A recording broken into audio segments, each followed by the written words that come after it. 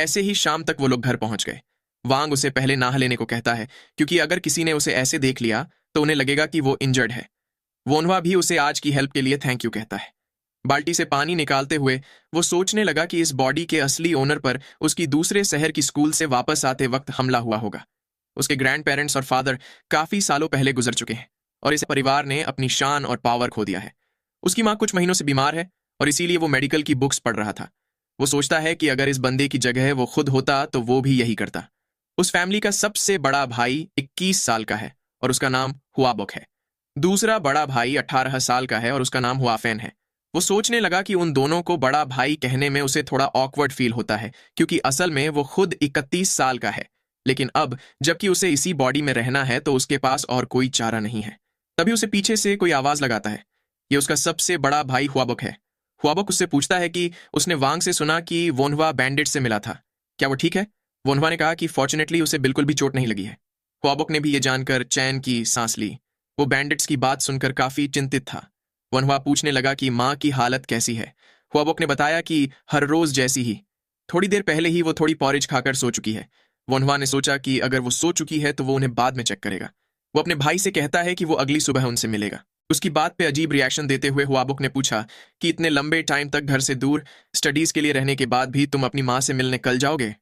वनवा भी उसकी बात सुनकर चौंक गया, क्योंकि अगर कोई इतने लंबे टाइम तक अपने माँ से न मिलने के बाद भी उन्हें दूसरे दिन मिलने के लिए बोलेगा तो लोग तो उसे अनफिलियल सन समझेंगे ही।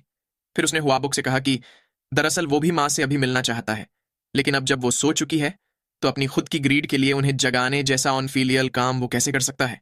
हुबॉक भी उसकी बात पर विचार करने लगा कि उसने बिल्कुल ठीक बात बोली है। वो उसकी तारीफ करते हुए कहता है कि वो बाहर पढ़ाई करके काफी समझदार हो चुका है। फिर वो उसे आराम करने को कहता है।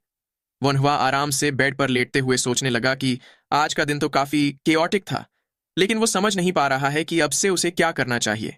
चीजें पहले से ही काफी मुश्किल है। वो समझ नहीं पा रहा कि शुरुआत कहां से करे। ऐसे ही सोचते हुए उसकी आंख लग गई।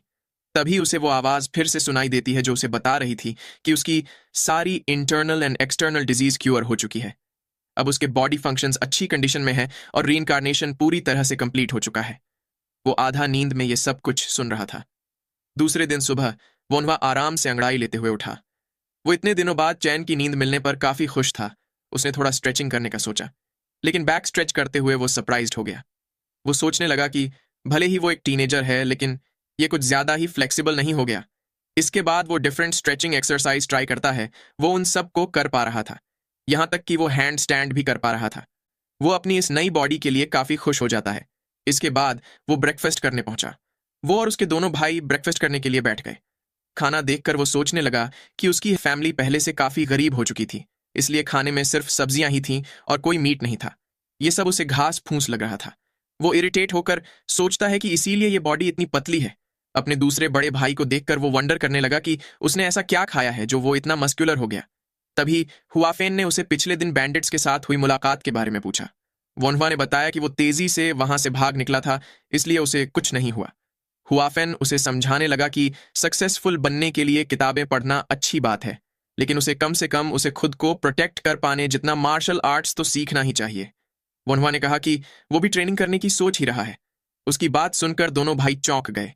हुआफेन हंसते हुए कहने लगा कि अब तक वनवा उसे मार्शल आर्ट्स की ट्रेनिंग छोड़कर किताबें पढ़ने को बोलता था, लेकिन अब क्या हो गया? वनवा मन ही मन कहने लगा कि भाई, कभी चाकू से मरकर देखो, फिर तुम्हें पता चलेगा कि तुम अभी भी किताबें पढ़ना पसंद करोगे या नहीं। वाबोक कहने लगा कि शायद वनवा बैंडिट्स के हमले से थोड़ा शॉक्ड हो गया है। वनवा ने भी उसकी बात से अग्री किया। उसने आगे कहा कि अब उसे लगता है कि किताबें पढ़ने का कोई फायदा नहीं होगा अगर वो जिंदा ही ना रह सके। इसीलिए वो अब मार्शल आर्ट्स सीखने की सोच रहा है, ताकि कम से कम खतरे के टाइम सेफली एस्केप कर पाए। हुआफिन उसका ये डिसीजन सुन काफी खुश था। वही हुआबो कहने लगा कि इससे अच्छा तो तुम सिविल सर्वेंट बन के अच्छे मार्शल आर्ट्स वाले लोगों को अपने अंडर ले सकते हो। खाना खत्म करने के बाद हुआबोक उठा और कहने लगा कि अब उसे अपनी माँ से मिल लेना चाहिए। अपनी माँ के कमरे के बाहर पहुंचकर उसने पूछा कि क्या वो जाग चुकी है। कमरे के अंदर से उन्हें अंदर आने को कहा गया। वोनहुआ को देखकर वो पूछने लगी कि वो कब वापस लौटा। उन्होंने बैठते हुए मेड को पीछे पिलो रखने के लिए बोला। वो वोनहुआ से कहने लगी कि इतना दूर से वो इतने जल्दी वापस क्यों आ गया, लेकिन बोलते बोलते वो अचानक दर्द से कराह उठी। ये देखकर वोनहुआ चिंतित हो गया।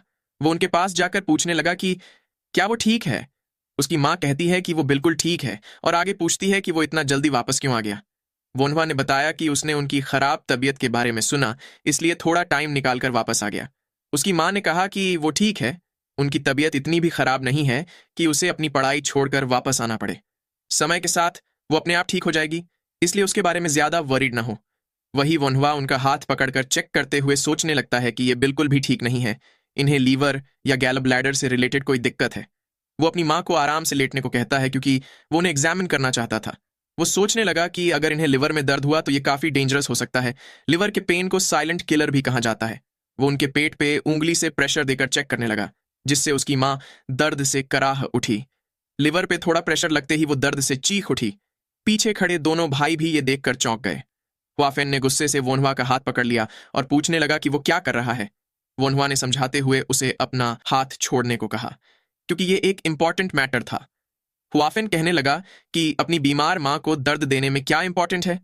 वोनवा समझाता है कि बाहर पढ़ाई करते हुए उसने फिलॉसफी के साथ साथ काफी सारी मेडिकल बुक्स भी पढ़ी है। हुआफेन गुस्से से कहने लगा कि क्या कुछ किताबें पढ़कर अब वो फिजिशियन की तरह प्रिटेंड करना चाहता है? क्या उसे ये लगता है कि कोई थोड़ी किताबें पढ़कर फिजिशियन बन जाता है? उसकी हिम्मत कैसे हुई बस कुछ किताबें रीड करके बिना एक्सपीरियंस के अकड़ दिखाने की? तभी हुआबुक ने पूछा कि वांग ने उसे बताया था कि पिछले दिन वनवा ने काफी सारे बैंडिट्स के विक्टिम्स को बचाया था। क्या ये बात सच है? उसने सुना था कि उसने एक ऐसे बंदे को बचाया था जिसका पेट कट चुका था और उसके इंटेस्टाइन्स दिखाई दे रहे थे।